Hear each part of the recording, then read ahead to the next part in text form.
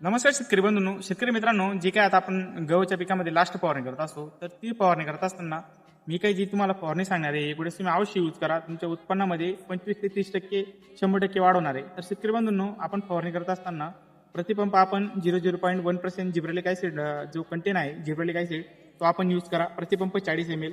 तुमचा जो काही उंबी आहे, तर ही उंबी लांब करण्यास मदत होते. आणि शेतकरी बंधूंनो, त्यासोबतच आपण जैविक पोटॅश यूज करू शकतात. जैविक पोटॅश यूज करत असताना प्रतिपंप आपण 18 ग्राम यूज करा आणि जिब्रेलिक ॲसिड यूज करत असताना आपण 40 ml यूज करू शकतात. जसं की आपण जैविक कंपनीचं जैविक गौरवचं पण यूज करू शकतात. शेतकरी बंधूंनो, जैविक पोटॅशमुळे जो काही आपला दाना आहे, जो काही आपला बारीक दाना राहणार आहे, आपण जर या अवस्थेमध्ये जर आपण पोटॅश यूज केला तर आपला दाना पूर्णपणे फुगवण आणि दाना हा जाड येणार आहे. आणि जिब्रेलिक ॲसिडमुळे जो काही आपला उंबीमध्ये जी कमी साईज असेल, साईज वाढली तर आपले तेवढे दाणे जास्ती भरतात. तर शेतकरी बंधूंनो, ही फवारणी इकडे अवश्य यूज करा. जर आपण पंपाने करत असाल तर पंपाने देखील शक्य होऊ शकतात, किंवा आपण द्रावणी करू शकतात तर आपण त्याच्याने देखील शक्य होऊ शकतं. आता स्प्रे मारत असताना मोठ्या अवस्थेमध्ये जो काही आपला दोन्ही तातांमधला जो मधला भाग असतो त्याच्यामध्ये फिरून आपण आपले स्प्रे करू शकतात. पण ही फवारणी केल्यानंतर तुमच्या उत्पन्नामध्ये 100% वाढ होईल. धन्यवाद.